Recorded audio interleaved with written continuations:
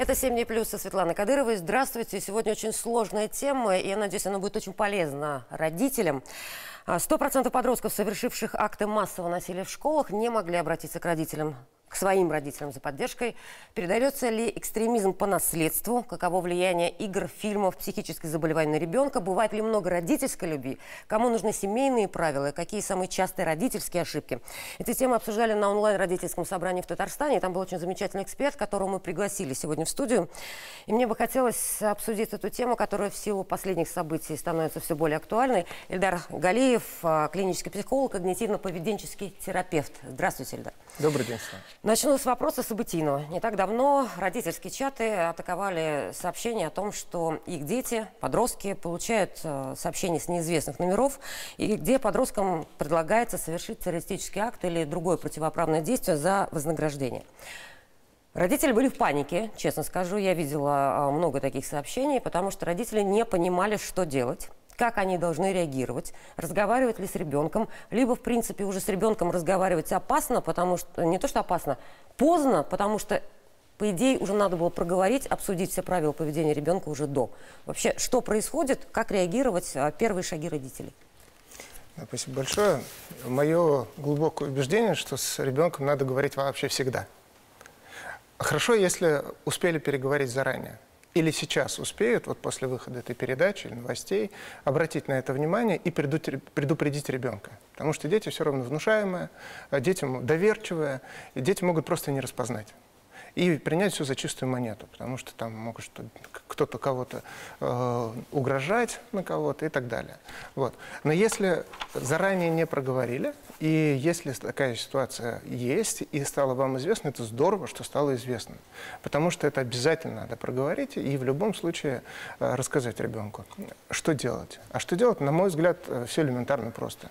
Надо, во-первых, заблокировать все вот эти вот сообщения, отскринить их, отправить в правоохранительные органы.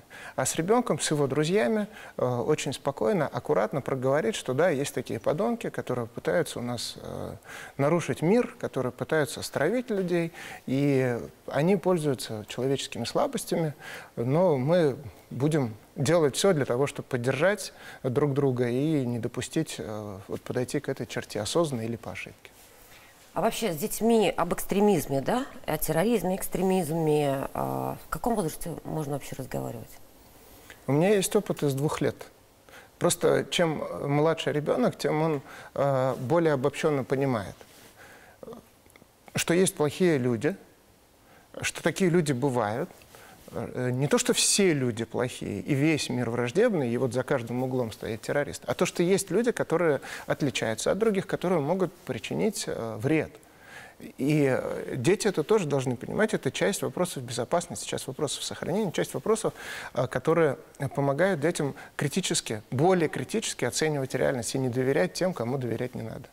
Но при этом было очень много, помните, анонимных сообщений в школу о заминировании и так далее, и так далее. Многие дети просто играли, многие дети поддавались, там просто придумывали некие игры. Многие, наверное, шли по каким-то, по примеру, СМИ. И очень часто говорят, что СМИ вот рассказывают, и после этого у детей начинается вал, всплеск анонимных обращений о минировании школы. Стоит тогда об этом говорить или не стоит? Об этом тоже стоит говорить, просто аккуратнее. И лучше не на общих собраниях, а индивидуально, чтобы с каждым ребенком проговорить. Вообще вал этих сообщений шел из-за пределов нашей страны и был своего рода информационно-психологической атакой. И самое правильное было его заблокировать, потому что он просто был направлен на то, чтобы дестабилизировать всю обстановку. Просто чтобы вот все ходили, выходили и так далее. И соответствующие действия были спецслужбами приняты. Вот. А обществу в данном случае надо принять, что это информационная атака.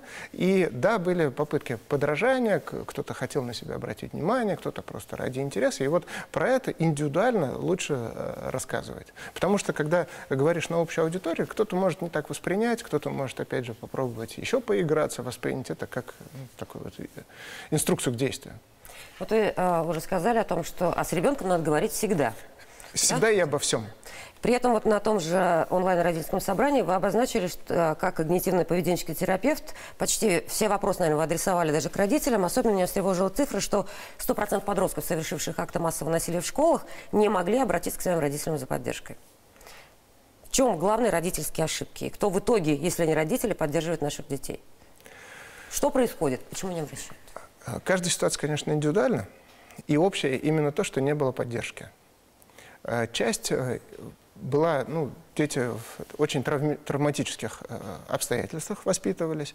Они видели насилие, они были объектами насилия, они испытывали пренебрежение. Но таких все равно не все, даже не большая часть.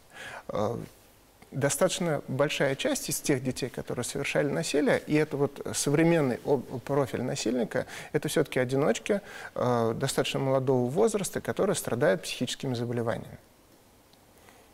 И эти психические заболевания могут быть вторичной реакцией на какой-то стресс, на какие-то вещи, которые этому предшествуют. И вот мы видели такие примеры, что, например, обычное заболевание совершенно разного характера влияет на, просто на состояние ребенка, на его способность быть успешным, на его коммуникации, на его взаимодействие в коллективе, на его самооценку, в конце концов. И он регулярно из-за этого не успевает. У него не получается, он про себя думает еще хуже, у него еще не получается, у него еще хуже. Самое минимальное, типа гиперактивность, да, так называемая? СДВГ, да, синдром дефицита. Это самый простой пример, когда недостаток компетенции у родителей и понимание, что конкретно нужно изменить. И у педагогов тоже такое бывает, как нужно адаптировать. А сейчас все больше и больше детей, которые страдают либо этим синдромом, либо есть отдельные признаки. Отдельные признаки, они тоже проявляются, и к ним тоже нужно особое внимание. И вот в данном случае, чем больше компетенции у родителей, которые могут в нужное время притормозить, в нужное время переключить внимание, в нужное время не давать такой большой объем задач и так далее, дать ребенку побегать. Несложные вещи, но без них физика просто не справляется. Соответственно, уже потом страдает мышление, понимание у ребенка, и что ребенок из таких условий, какой он делает вывод? Что он любим, что он никому не нужен, что мир враждебен. И исходя из из этого фильтра, он дальше уже воспринимает всю информацию. И информация, которая этому не соответствует, даже если есть попытки родителей, совершенно искренние. То есть родители даже часто любят своих детей, которые находятся в таком состоянии, но пропуская эти сигналы, они увеличивают зону отчуждения. Отсутствие доверия, оно все равно в данном случае присутствует. И здесь психологическая, медицинская, очень часто именно медицинская некомпетентность, она является тем ресурсом, который можно было бы дополнить, и многие судьбы можно было бы развернуть в другую сторону. Сказали, что у родителей не хватает компетенции. А где им получить эти компетенции? А где учат родителей? Здесь не только разговаривать, да, вообще видеть ребенка, чувствовать ребенка, принимать, возможно, его психические изменения, да, какие-то, возможно, заболевания, и правильно структурировать эту жизнь, что ли? Здесь какие-то правила. У нас сейчас информационный век, абсолютно доступны все различные виды обучений. Здесь вопрос просто внимания. И если что-то происходит с ребенком, а он об этом по-любому или проговорит, или он про это промолчит. Но если родитель ответственный, он на это обратит внимание. Он может и не добиться даже искренности уже на тот момент, когда он на это обратил внимание от ребенка. Но если он задастся вопросом, будет консультироваться с специалистами, будет изучать соответствующую литературу, будет прояснять вопрос, будет прояснять причины негативных изменений в поведении ребенка, в его самоощущениях, самооценке. Это иногда складывается на учебе. У нас у многих этих людей, которые совершали насилие в школе, в 6-7 классе резко падали оценки. Но на это никто не обратил внимания.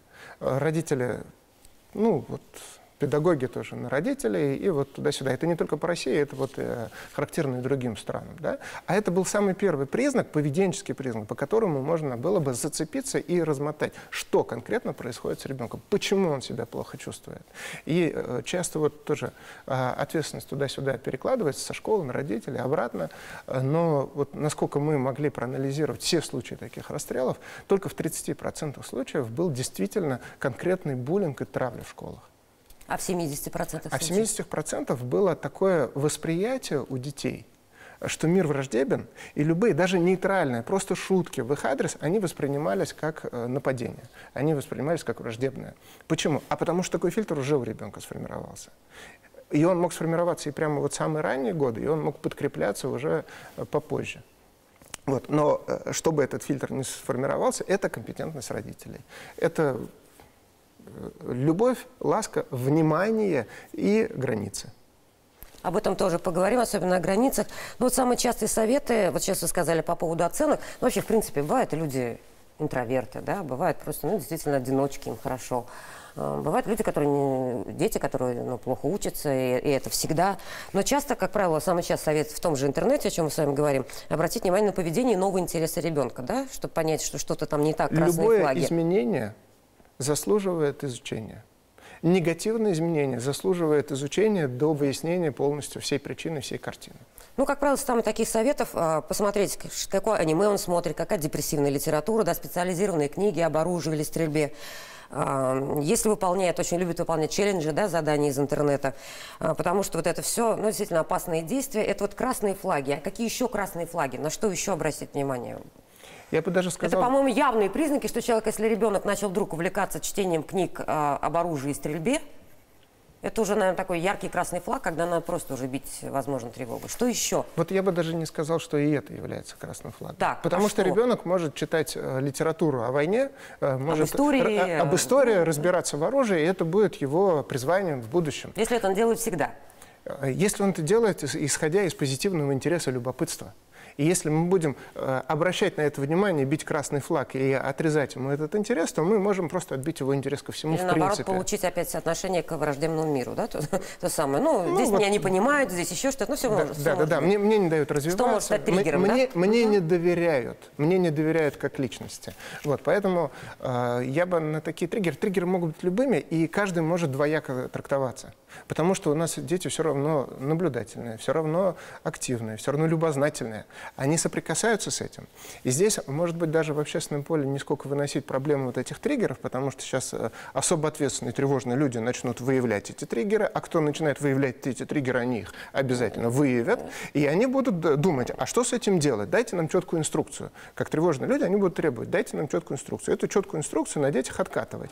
И это может как раз привести к тому, что... Наоборот, отношение доверия и вот такая вот чуткая, хрупкая атмосфера, что да, я тебе доверяю, я признаю твое мнение, и я готов тебе в этом мнении, в твоем развитии помогать. А как это сделать? Опять же, за счет контакта, опять же, за счет разговора. И выяснить, а что там в этом? А почему этот челлендж заинтересовал? А на какие челленджи он может в реальной жизни тоже так же? Если ему просто хочется преодолевать какие-то препятствия, так создать ему эти условия. Если ему интересна какая-то игра, какие-то головоломки, просто найти альтернативный вариант в реальности. И это вот тоже связано с зависимостью от гаджетов.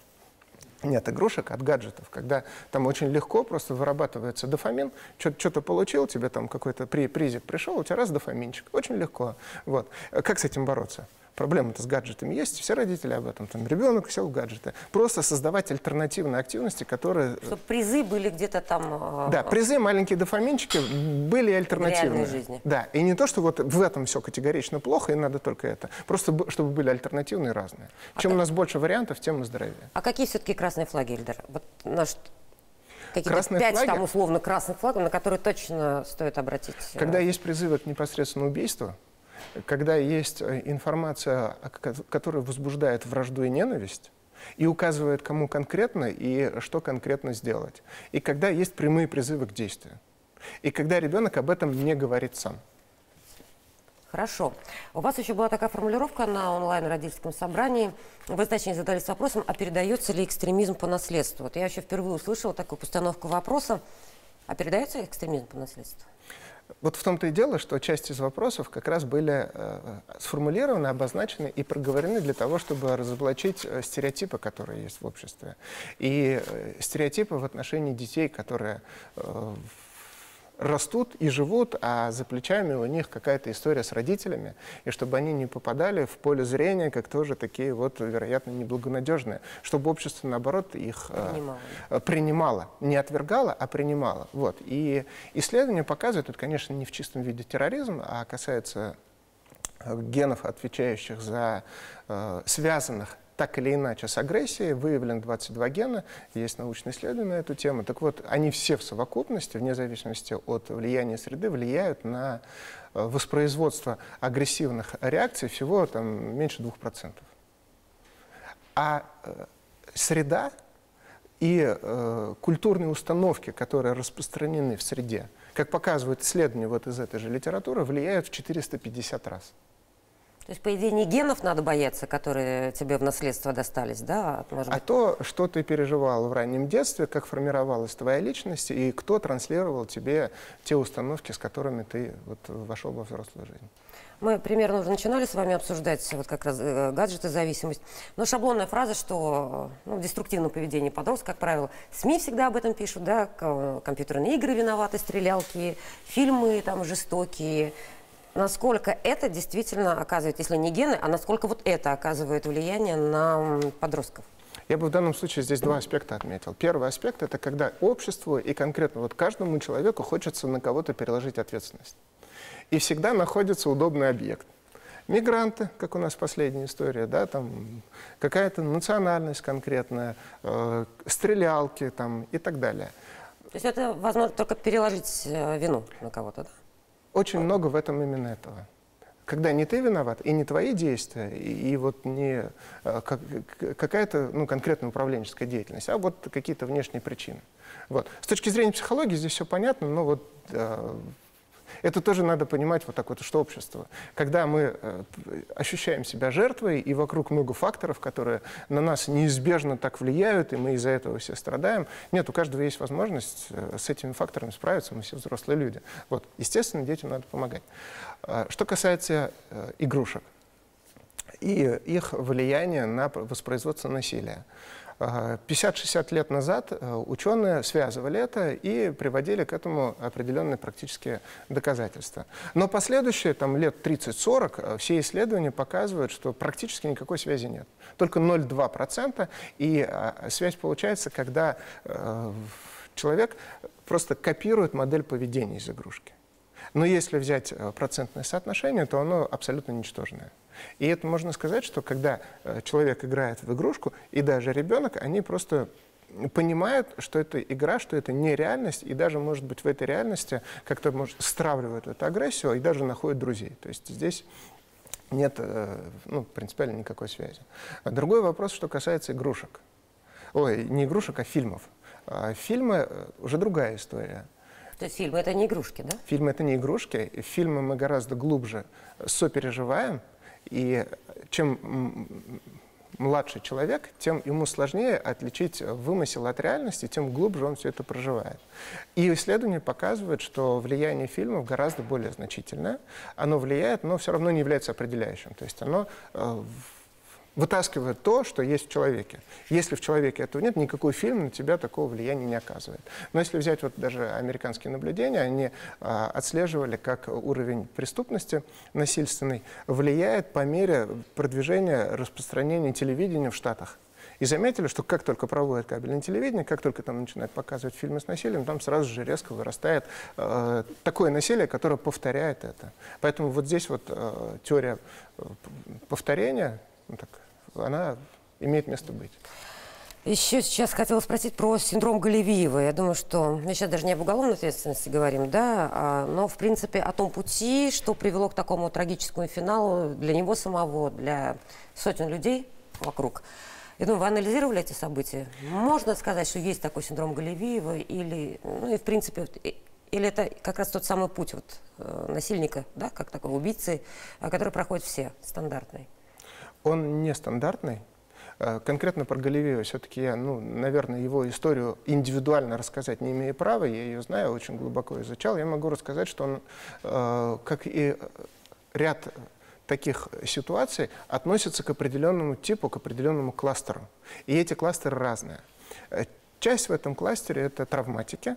То есть дети, которые пережили отвратительное обращение к себе в детстве. Часть из этих дети с различными, точнее, вот вторая часть это уже с различными патологиями, с психическими нарушениями. И они двух видов. Это психотические, это шизофрения в первую очередь, и вторые – это расстройство личности. Это изменение характера патологическое, когда человек может выбирать тотально только одну из форм поведения. Вот у нас у каждого есть все расстройства, просто мы быстро между ними переключаемся. А когда вот нас заклинило на какой-то одной модели, то вот идет речь об этом. Если говорить о том кластере, который произошел у нас, и происходит в других регионах и странах, то здесь, наверное, в первую очередь нужно говорить о нарушении физического здоровья, нарушении соматического здоровья, которое имело место с очень ранних этапов развития. Были родительские ошибки? Были. В чем? Вот то, что можно было бы в данном случае заметить и помочь справиться с этим. Справиться с причиной, а не с последствиями. Ну, вот правило у родителей, вы уже говорили как раз про гаджетозависимость, взять, запретить, да, вот сейчас увидел, что ты смотришь какие-то фильмы, запретить, ограничить, но тем самым обратная реакция, да? То есть, ограничить время и о том, что уже посмотрели, поговорить и предложить альтернативу. А еще лучше совместно. Вы уже говорили, что не бывает много, да, родительской любви, кому нужны семейные правила. Вот это ведь тоже все от любви к детям, да? То есть она где-то губит, где-то рушит, где-то спасает.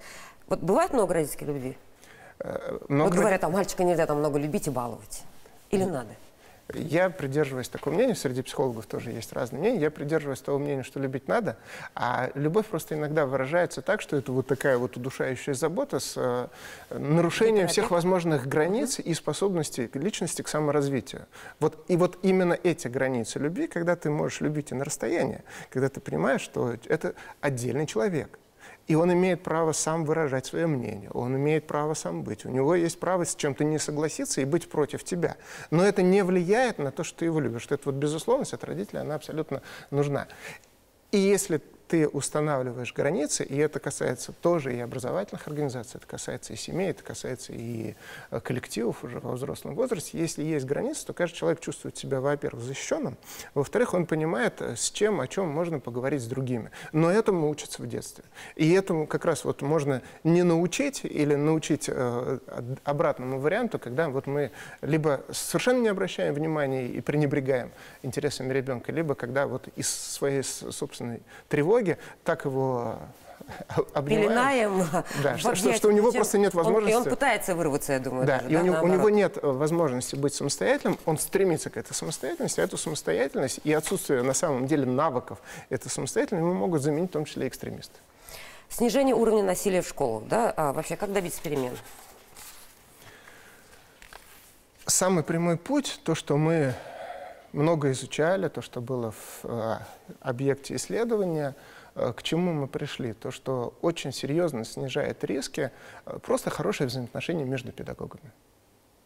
Вот просто когда педагоги друг друга понимают, когда они могут общаться, могут говорить, но для этого руководителю организации нужны дополнительные действия. И с собой поработать, и с пониманием, как выстраивать эту корпоративную культуру. Естественно, это зависит от каждого участника. Но вот здесь любой ответственный человек может задаться вопросом, как я выстраиваю контакты, исходя из чего я их выстраиваю, насколько они здоровы, насколько они токсичны, насколько мои фразы в отношении других. Потому что в взрослом коллективе тоже бывает буллинг, и тоже бывает вот оппозиция, и они все сказываются на детях так или иначе. Потому что где у нас выявлялись деструктивный интерес детей, там всегда сопутствовала вот эта история между педагогами. А психологи в школе оправдано в конечном итоге было введение этой ставки? Ну, вот честно. Без них было бы хуже. Так. Их ресурс можно использовать гораздо серьезнее. И наличие таких компетенций у руководителей, у директора и завуча очень сильно увеличивают шансы оздоровления обстановки. Потому что если руководитель не понимает, для чего ему нужен психолог, и он посылает его там чистить морковку, то эффективность у такого специалиста нулевая, даже если он высокоэффективный. Ну, высококлассный, там обучается, проходит сам терапию, проходит супервизию, и у него есть возможность непосредственно работать с детьми. А такая возможность тоже не всегда бывает, потому что где-то от родителей есть непонимание и недоверие. И это вопрос, кстати, тоже психологу, потому что родители говорят, да я бы согласен, но я его ни разу не видел. Ну, пусть он к нам придет, покажет, расскажет, что он, как он работает, как он заботится. Опять вопрос взаимодействия, конечно. Да, но здесь в любом случае должна быть многоуровневая история и психологическая компетенция и у родителей, и у классного руководителя, и у психолога, и у директора, и у специалистов, которые помогают школе с других сторон. Хорошо, меньше 50 секунд до конца программы. Дорожная карта, 3 главных совета родителям, чтобы услышать своего ребенка даже в молчании. Я бы сказал, смотреть ему постоянно в глаза. Ну, когда ребенок требует внимания, не отвлекаться на гаджеты, а смотреть ему в глаза, его слышать, сопровождать его в его сложных ситуациях, чтобы он был уверен, что бы ни произошло, родитель всегда будет на его стороне. Это главная фраза «я всегда на твоей стороне»? Я всегда на твоей стороне, даже если ты не прав. Все, что бы с тобой ни происходило, даже если ты против меня, даже если ты меня ненавидишь, даже если ты говоришь, что ты меня ненавидишь, я всегда буду на твоей стороне. Ильдар, большое спасибо за такую беседу. Это будет полезно для родителей в том числе, а некоторым и задуматься в том числе, что происходит в их семье. Всего доброго, до свидания. Спасибо.